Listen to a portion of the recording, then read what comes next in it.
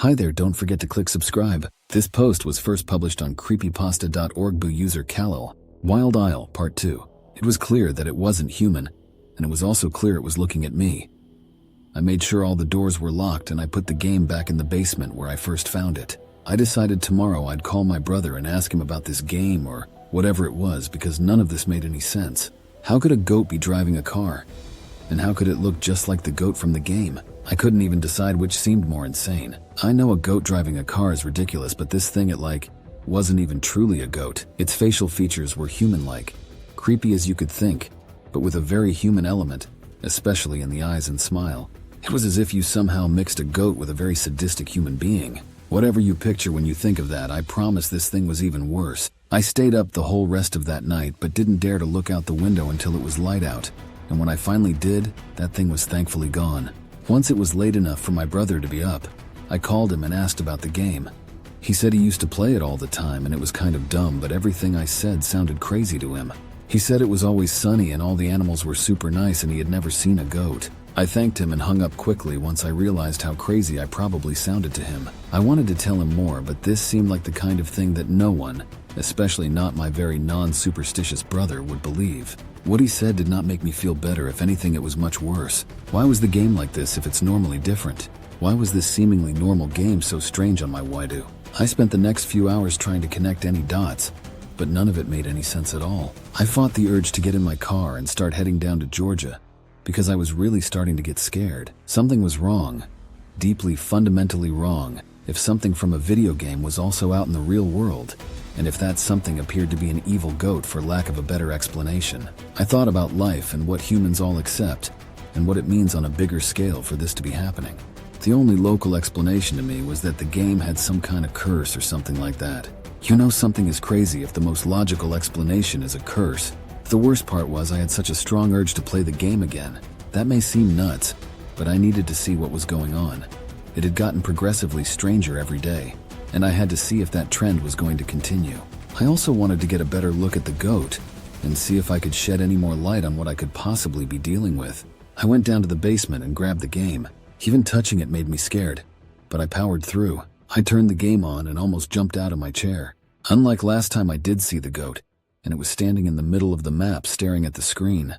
All of the characters in the game were hiding, and I noticed something below the goat. Lying on the ground in front of it was the cat with its head removed, and in red, which appeared to be the cat's blood, the word "run" was spelled out at an angle where I could easily read it. The goat seemed to be staring into my eyes through the screen somehow, and his sadistic smile seemed even bigger than before. The other animals also seemed to be looking at me, and they looked terrified. All of them were hiding and peeking out from behind trees and houses. My avatar was also hiding with them, even though my controller was not causing him to do that. The game was only probably on for a minute total before I turned it off. I was petrified. Something was wrong with this game, whether it be a curse or whatever you want to call it, and I wasn't going to sit around and think of a logical explanation.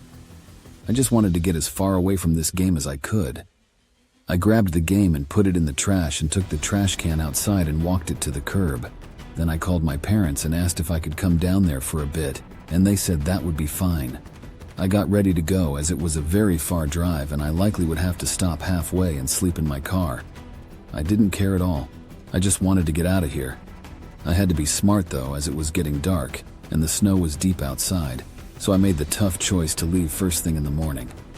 I thought there was a chance maybe this was over now that the game was no longer in the house.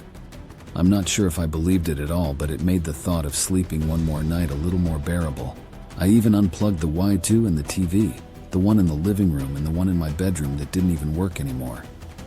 After a few hours of fear, I decided to go to bed before 9 as I just hoped to sleep and leave as early as possible. I set my alarm for 5:30 and hoped that would be what woke me up and not the all-too-familiar 3:13. That didn't happen though. Not even close. I fell asleep pretty quickly, but I woke up at 3:13 just like I feared, and I glanced around the room, barely wanting to open my eyes. I slowly did the now routine check of the house, and everything appeared to be fine. I then made the tough choice to look outside down the street and see if the car was there. At this point, I figured it would be, and I glanced at my packed bag ready to run to my car if I needed to. I glanced out the window down the street to the left, and I couldn't believe my eyes. The car was actually gone. I was so relieved.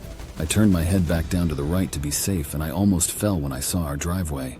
The red car was parked right next to my car, and it clearly was empty. Just then, I heard my broken TV turn on, and I was looking at the same image as earlier, even though the TV was broken and unplugged.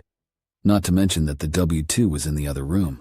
The goat was on screen, and it walked past the dead cat, and now all the bodies of the other animals. Mine was the only one left, even though all of his limbs were removed, and he appeared to be crying. The goat then pointed at me through the screen, and then back at the avatar on the ground. In the most insane thing I've ever seen, he reached towards the screen, and like someone emerging from underwater, a goat's arm came through the screen with a human-like hand at the end instead of a hoof. Once the arm came through, the horrible head I had seen in the car before did also. I froze in fear as I couldn't even fathom what was happening, but then I realized it was reached for me. I snapped out of the trance I was in just as the hand grabbed my leg and began dragging me towards the TV. I screamed and fought against it, but the hand pulled me closer. The goat slowly dissolved back into the game, and my leg went with him. As my leg went through the screen, it turned into an animated rabbit's leg in the game. I kicked and kicked until the goat let go, and I pulled my leg back into the real world. I picked up the packed bag and ran out the front door without turning around. I glanced at the red car as I struggled to unlock mine, and saw the back seat was full of copies of the game. I got in my car and glanced back at the house. The goat was standing in my bedroom window staring back at me with that horrible smile. I gunned my car in reverse and turned down the road heading towards the interstate. I glanced in my rearview mirror every minute as I couldn't shake the feeling of being followed. After I escaped from my house, I drove for hours and made it to Virginia, which is where I'm writing this from. I'm going to sleep at a tourist center for the night, as I'm so tired from the stress and the long drive. I know my story sounds insane, but I swear it really happened. And I just want to warn people about this game and about whatever that goat thing was. I honestly can't wait to see my parents and to be away from that house for a while. The worst part is whenever I do have to go back, I don't know what I'm even gonna do. Being alone in that house after what happened seems impossible, and I don't know how to explain to my family why I can't go back there. I hope anyone who reads this has had a similar experience, because talking to someone who can relate, even in a different country across the world, would make me feel 1,000 times better. Every red car I see borderline gives me a heart attack, and I'm terrified this thing is following me. I've still been getting that strange paranoia every 30 minutes, and there's no logical reason why. I just have this awful feeling that this thing is going to show up again soon. If a red car pulls into this parking lot at 3:13, I really don't know what I'm going to do. If anyone can offer any help or even knows anyone that can, please let me know. I'm terrified that this isn't over.